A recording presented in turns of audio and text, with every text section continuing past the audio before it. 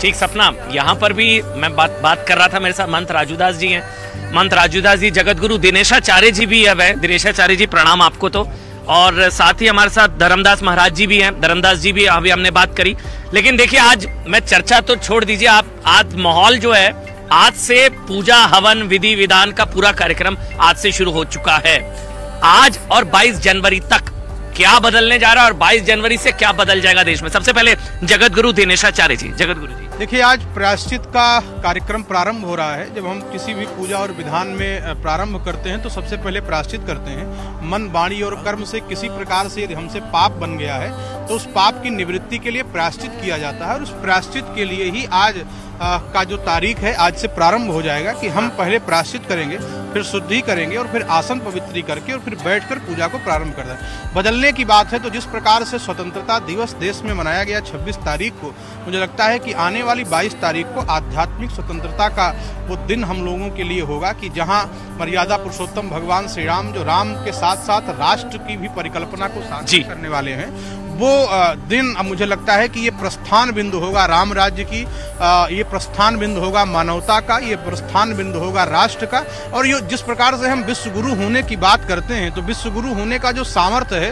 वो किसी item bomb से या किसी अन्य चीज से नहीं है। यही जो हमारी शास्त्र, हमारी मर्यादा, हमारा चरित्र, हमारा जीवन, हमारी शैली और इसी के उद्देश्य और विधेय की पूर्ति का प्रस्थान बिंदु 22 तारीख से प्रारंभ होने वाला है। मतलब आध्यात्मिक स्वाधीनता, एक शब्द मैंने जगत गुरु जी का पकड़ा। आप बताइए, आपके हिसाब से 22 जनवरी क्या है? मैं चंपत राय जी से बात कर रहा हूं, उन्होंने शब्द का इस्तेमाल किया था सांस्कृतिक स्वाधीनता। जगत गुरु जी ने कहा आध्यात्मिक स्वाधीनता। आप बताइए।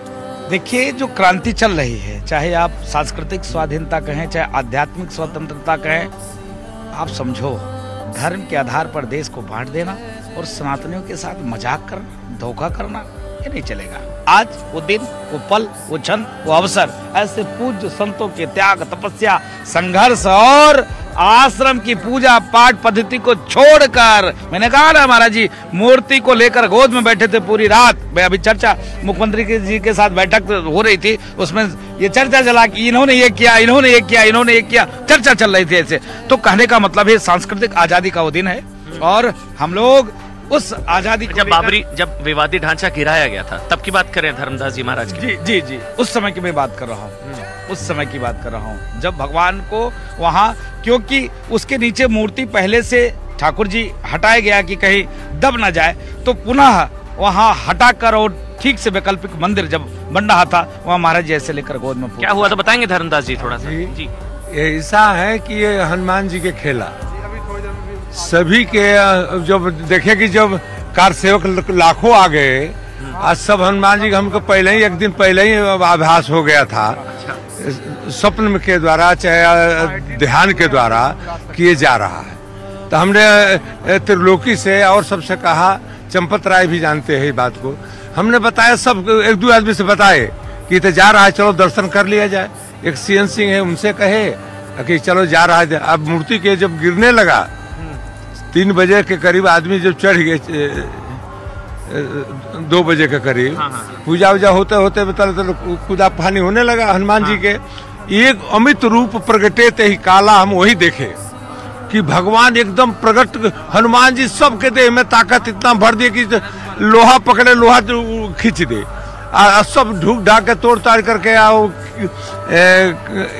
वो का नाम ढांचा एकदम गायब हो गया। अच्छा, एक स्वप्न महाराज जी को आया, एक स्वप्न आजकल नेताओं को भी आ रहा है। यह देखो ये होने वाला है, ये स्वप्न आया। सुन, नेता नहीं कहते हैं, नेता स्वप्न नहीं देखता, नेता को स्वप्न दिन भर काम करता वही देखता। तेज प्रताप जी को एक सपना आया ना कि ये सब क्या हो रहा है, उनको सपने में आके प्रभु राम ने बोला कि ये गलत हो रहा है, एक सपना उनको भी आया।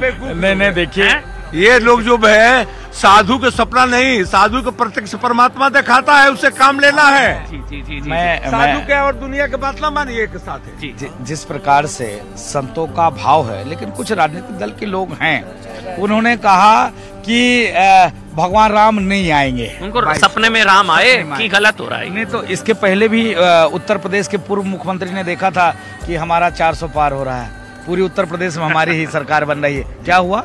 भगवत की सरकार बनी, हिंदुत्व की सरकार बनी, राम राज की सरकार बनी, समन्वय की सरकार बनी, साधु संतों की सरकार बनी ना, इससे तो उनको सीख लेना चाहिए। ठीक, सीख लेना चाहिए, क्योंकि मैं बार बार जिक्र कर रहा हूँ, सिर्फ भारत ही नहीं, पूरी दुनिया भर से, अयोध्या में भारत नहीं है सिर्फ, दुनिया भर के लोग यहाँ पर हैं। एक इसी तरह के परमीत जी हैं, उनसे मैंने बात की, बॉस्टन यूएस से आए रामलला के दर्शन करने, और वहां पर किस तरह का माहौल, पूरी दुनिया में क्या तैयारियां, उनसे भी बात की हमने। तो 6 दिन का और इंतजार, और 6 दिन बाद 22 जनवरी को प्रभु रामलला विराजमान होने जा रहे हैं। अब इस चीज को ऐसे समझिए, सिर्फ देश ही नहीं, दुनिया भर में राम नाम की गूंज है। दुनिया भर से लोग राम काज के लिए अयोध्या पहुंच रहे हैं। मेरे साथ प्रमीत जी हैं, बॉस्टन यूएस से आए हैं और 23 साल से बॉस्टन में रह रहे हैं, लेकिन राम काज से अपने आप को रोक नहीं पाए, बॉस्टन से उठकर अयोध्या आ चुके हैं। शायद अभी दर्शन करके आए हैं क्या? हाँ, अभी दर्शन करके आया हूँ।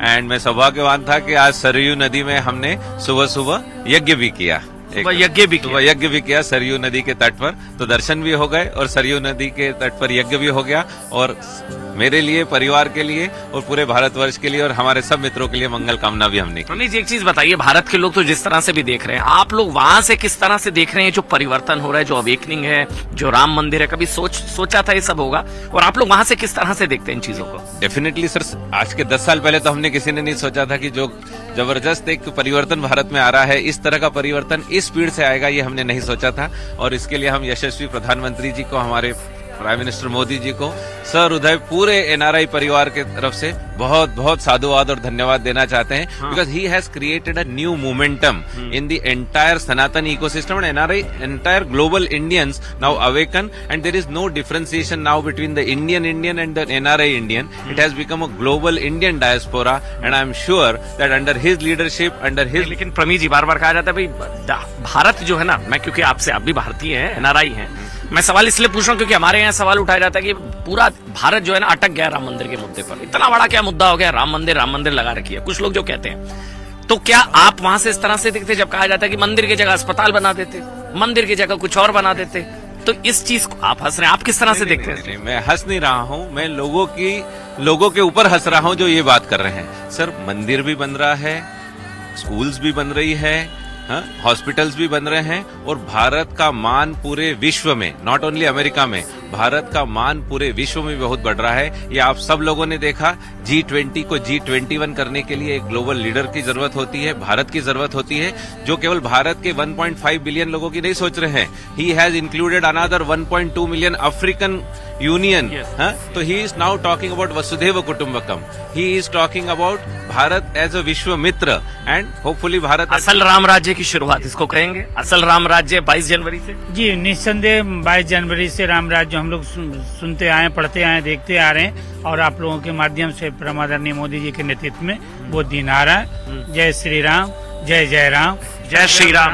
मतलब यूएस में भी, अमेरिका में भी सारा राम में माहौल है पूरा। सर, 22 जनवरी को लेकर क्या तैयार है, एक जल्दी से बता दीजिए। सर, देयर आर 750 टेम्पल्स जो ऑफिशियली हमारे नेटवर्क में है, उससे भी ज्यादा टेम्पल्स हैं, और सभी टेम्पल्स में एक उत्सव सा माहौल है। एंड नॉट जस्ट टेम्पल्स में उत्सव का माहौल है, प्रत्येक मनुष्य के दिल में एक नई उमंग है, एक नई सोच है, एक नया जोश है कि भारत विकसित होगा और भारत विश्व मित्र और विश्व गुरु बनेगा।